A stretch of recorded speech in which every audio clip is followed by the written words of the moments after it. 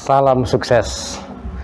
Baru kali ini saya mencoba mengulik perdebatan yang seru dan memang juga sudah menjadi langganan musuh bebuyutan, yaitu antara Natalius Pigai lawan Refly Harun.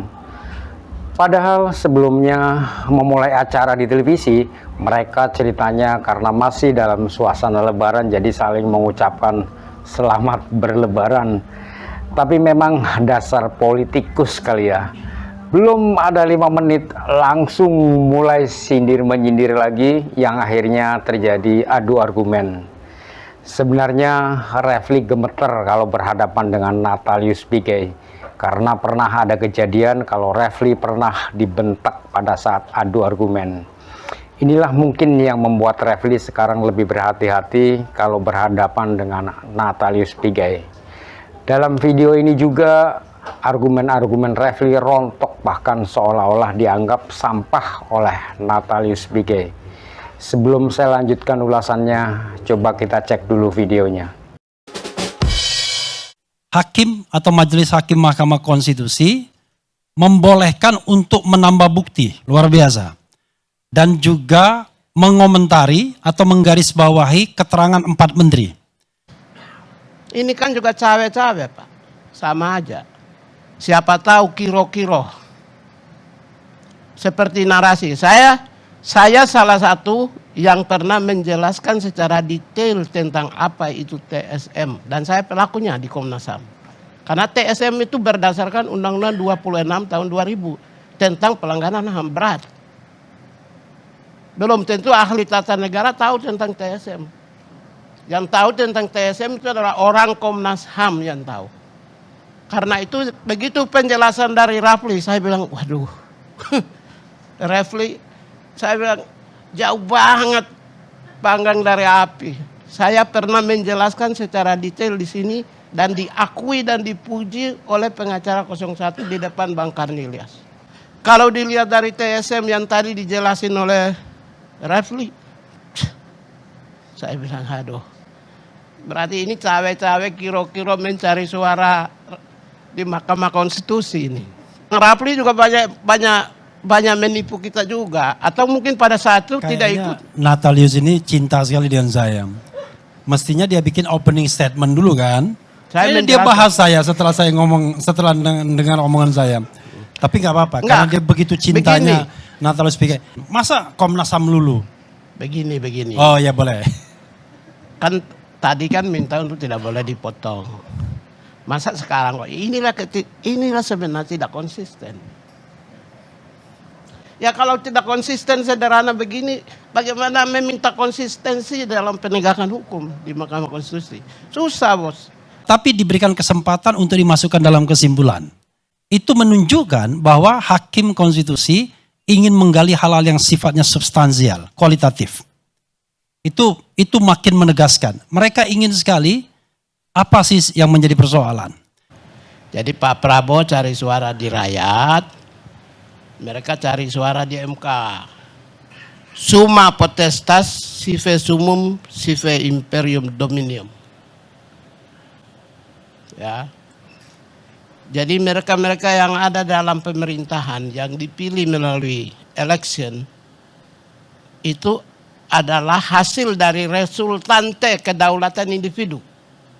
Resultante kedaulatan individu, resultante. Karena itu kalau ada satu lembaga yang membonsai, memberangus kedaulatan individu, ada oknum-oknum yang ingin memberangus kedaulatan individu, ada orang-orang yang memberangus kedaulatan individu, menentang apa yang namanya suara rakyat adalah suara Tuhan. Di dalam permohonan dan kemudian terbukti dalam persidangan, kita mengatakan ada 2 jenis pelanggaran sesungguhnya yang menonjol.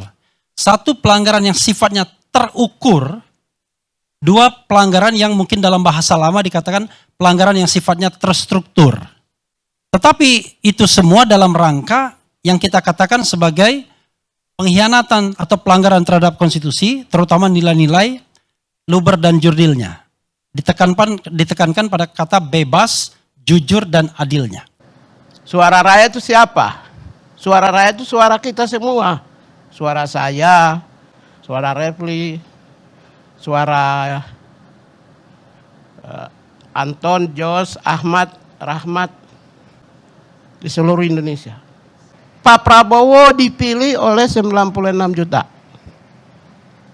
suara.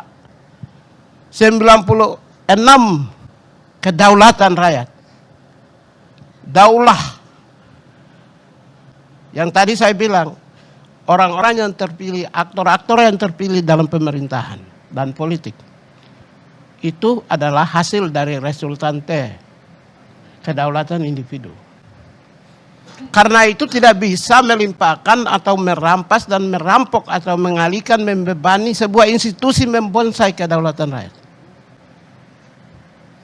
Apalagi cawe-cawe mencari suara rakyat di Mahkamah Konstitusi. Apalagi cawe-cawe mencari suara rakyat di Mahkamah Konstitusi. Soal bansos ini, dalam tanda kutip, buang tanda kutipnya, kita ditipu oleh para menteri-menteri yang 4 itu. Dia seolah-olah everything is okay, tapi setelah kita kulik-kulik, waduh, oke.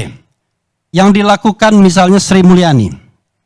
Kalau kita lihat yang namanya bansos, itu adalah bagian dari perlinsos, perlindungan sosial. Kalau kita lihat yang namanya perlinsos, itu dananya 496,8 triliun. Menteri Keuangan mengatakan itu bukan untuk bansos. Tetapi lini masa, berita-berita yang kami sertakan sebagai bukti juga dan di dalam kesimpulan, Erlangga Hartarto mengatakan itu untuk bansos. Bansos El Nino itu diperpanjang Desember hingga Juni. Kenapa Juni? Ada putaran kedua. Saya ngomong apa adanya. Makanya kemudian dipatok Juni 6 bulan tersebut. Jadi saya ingin sampaikan ada beberapa hal. Kenapa saya menyebut? Karena variabel-variabel yang disampaikan, diucapkan itu adalah variabel kesimpulan yang disampaikan 01 kepada Mahkamah Konstitusi. Maka saya mau ingin sampaikan beberapa hal dengan menyebut tadi pengacara. Kedudukannya sebagai pengacara, bukan sebagai individu. Ya, banyak hal yang salah. Bansos BLT tidak melalui Kementerian Sosial. Kan yang tidak mau ingin kasih bantuan langsung, tunai langsung, itu kan kemarin dalam pengakuan itu oleh Menteri Sosial. Sejak jadi menteri 2020, Risma sendiri. Jadi waktu itu saya nonton 10 kali di YouTube. Ini Bang pengacara 01 belum tentu nonton. Mungkin pada saat itu lebih banyak tidur. Jadi nggak paham. Bagaimana seorang ketua KPU bisa cawe-cawe dengan calon peserta partai politik pemilu?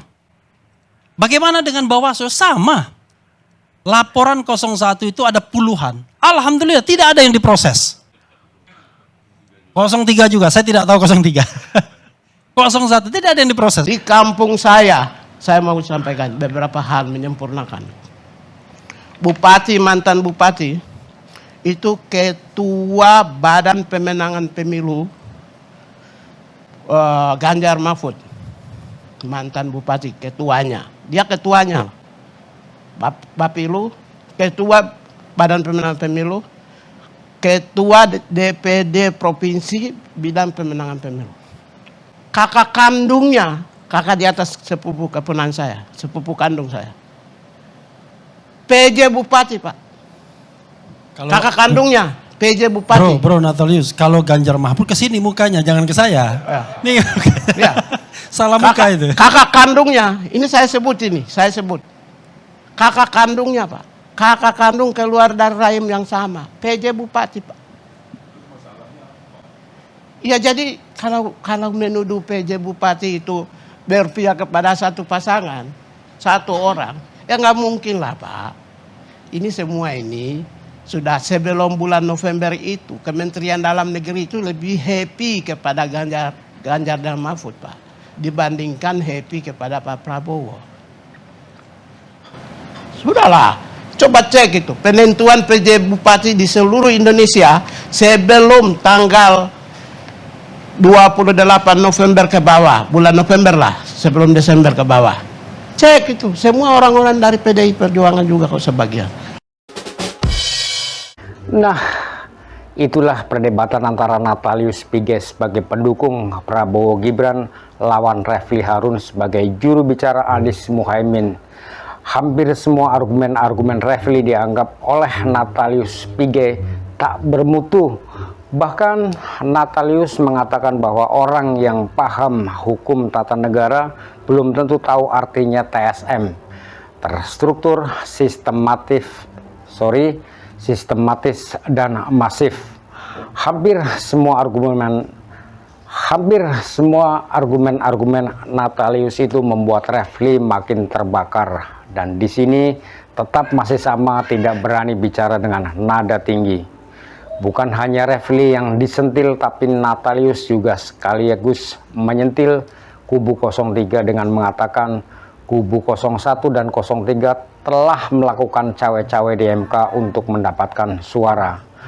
Artinya kalau Prabowo mencari jumlah suaranya melalui rakyat, sedangkan kubu 01 dan kubu 03 mencari suaranya melalui MK.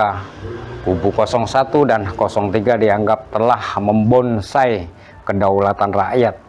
Tidak percaya lagi bahwa suara rakyat adalah suara Tuhan, sehingga mereka mencari suaranya di MK.